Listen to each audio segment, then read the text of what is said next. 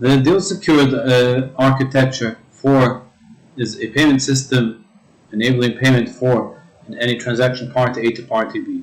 It differs from most, maybe all, payment systems in that it deals primarily or focuses largely on the facilitating of a deal itself, in trying to resolve the inherent tensions that exist between supplier and consumer.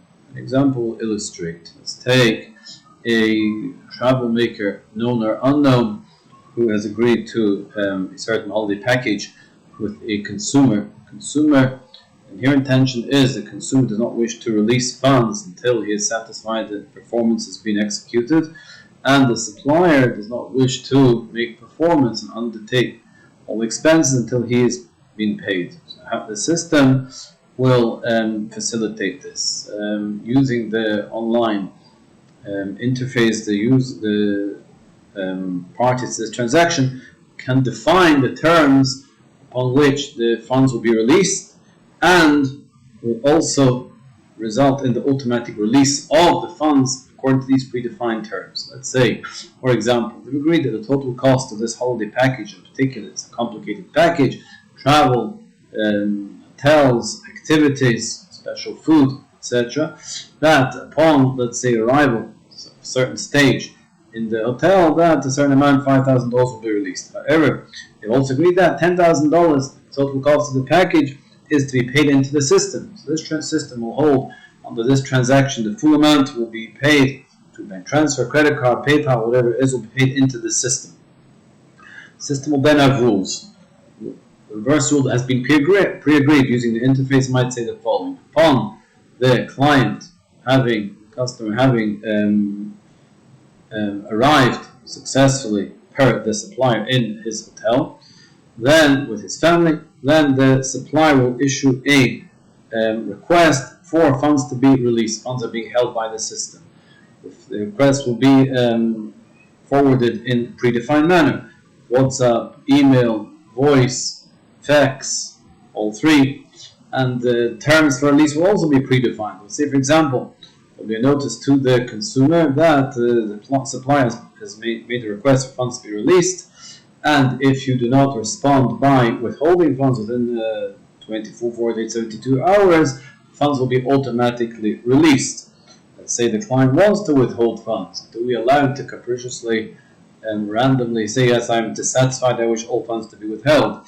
That depends on the parties. If they agree that he can withhold funds without reason, great, but they can also agree that we wish to be secure, we wish to be confident that the customer will not withhold or release the funds unless he has due cause. How can we define due cause? We, the system and Deal Secure, do not wish to become the arbitrators. So yes, to emphasize, we can choose to become humanoid arbitrators of any particular question arising in any particular transaction, but we largely wish to have the option of not having human intervention, everything being automated by the system for obvious reasons of efficiency, expense, etc. So we can employ a combination of a payment system, of legal escrow, which is where I'm coming from as a lawyer, and the game theory. And the sides may have therefore defined as follows: if the client wishes to withhold funds, $5,000 is meant to be released upon him arriving in the hotel. He's dissatisfied. How much do you want to withhold? Could be an option to withhold everything, or an option to withhold a certain amount. Within each of these options, there can be a predefined condition. You wish, Mr. Client, to withhold $5,000, $2,000. Okay, we've agreed to rule that in order to do so, you have to yourself show seriousness. You have to place a certain predefined amount into the system. You have to pay a certain amount to acquire the right to withhold funds. It can be, say, 10%, 20% of the money amount you wish to withhold, whatever is being predefined according to the rules agreed between the parties at the start of the transaction using the interface. And therefore, this hopefully will achieve an equitable balance between the competing interests of client and supplier. If we ask, what have we achieved? The sides to the transaction will say we have an impasse, really, that there's a request for funds to be released, and there is a counter request for funds to be withheld, and money has been placed in the system. And in order for the monies to be released, it needs, let's say, both the agreement of both sides. So first of all, the answer, what has been achieved, is a significant amount has been achieved. That we're in a far better position than otherwise would be. Any argument between two parties to a transaction is always going to avoid the argument about releasing funds, etc. Here we have a controlled environment in which everything is predefined, and is ordered, orchestrated, and the funds are here. The sides themselves can then decide how they wish to ensure the release of the funds. There is a predefined motivation, degree of motivation on both sides to work to resolve this difference. We can enter into further sophistication of rules that can be predefined at the time of making the contract, such as if we wish to go to arbitration, we can have predefined arbitrators. We can have certain amounts that you have to pay in order to facilitate arbitration. Otherwise, again, the funds are frozen. Or we can have something that is an automatic renewal of the right of withholding. You want to withhold funds, it's only for 30 days, or a predefined period. You want to withhold for another 60 days, you have to pay in another additional amount.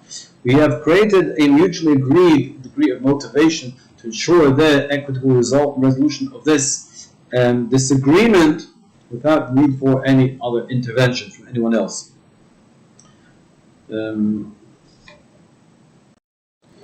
Architecture can be designed to be flexible.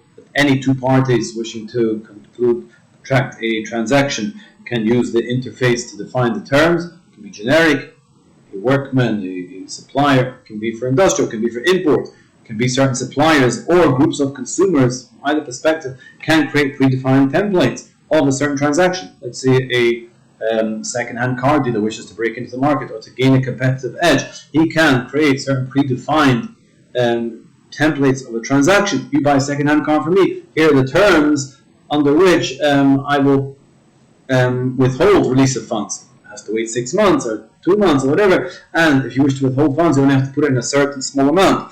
This can provide a high level of security for the potential clients, who therefore will be more willing to engage in transactions with the second-hand car dealer, and thereby he gains a competitive advantage, thereby encouraging perhaps other players in the market also to wish to avail themselves of this facility.